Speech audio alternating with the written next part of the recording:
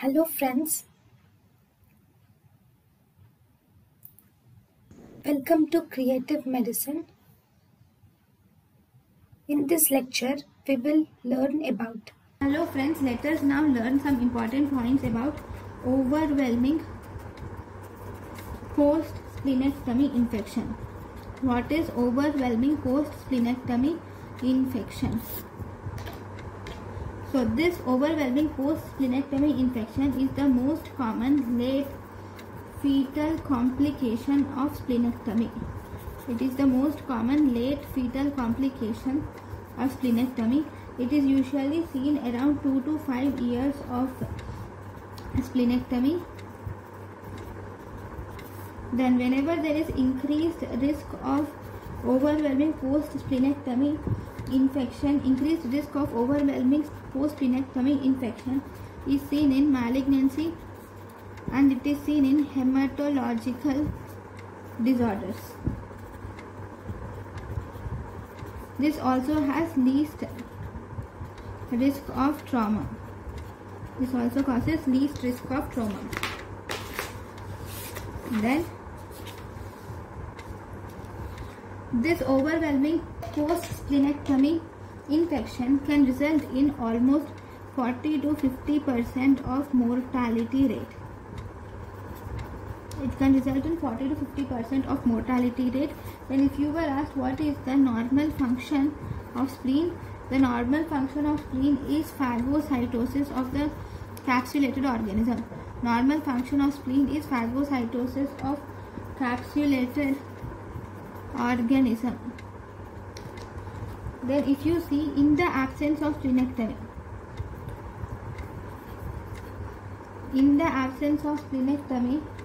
there will be increased risk of these, in the absence of spleen, that is after splenectomy, whenever the spleen is not there, then obviously the phagocytosis of this capsulated organisms will not occur.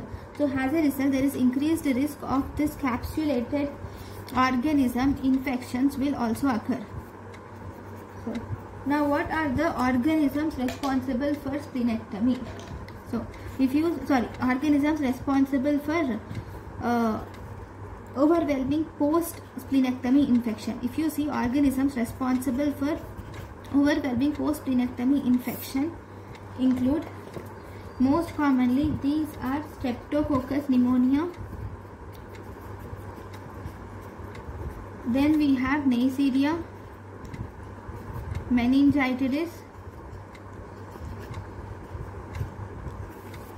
then we have Haemophilus influenza type B.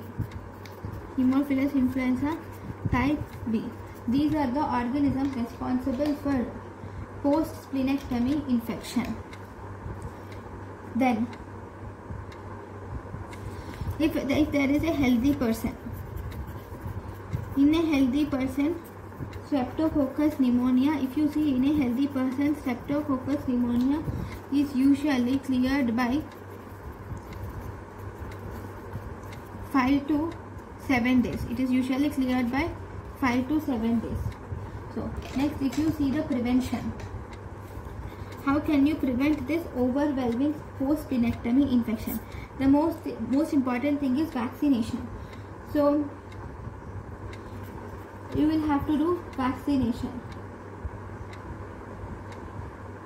Now if you were asked two things, vaccination, what is the best time of vaccination?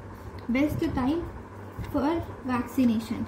So if you see best time for vaccination, first for elective splenectomy, the best time for vaccination is 2 weeks before the splenectomy. Then if you see for emergency splenectomy, because we have done the spleen removal in an emergency case, so obviously after the surgery, as soon as possible, you should do emergency splenectomy. Okay, right. What happens if an unvaccinated patient and if a splenectomized patient gets infected? If a splenectomized patient gets streptococcal pneumonia infection. If the splenectomized patient gets streptococcal pneumonia infection, then he will initially develop cough followed by high grade fever, and this will be followed by the patient will again develop sepsis, and then he develops septicemia, and finally he will develop shock.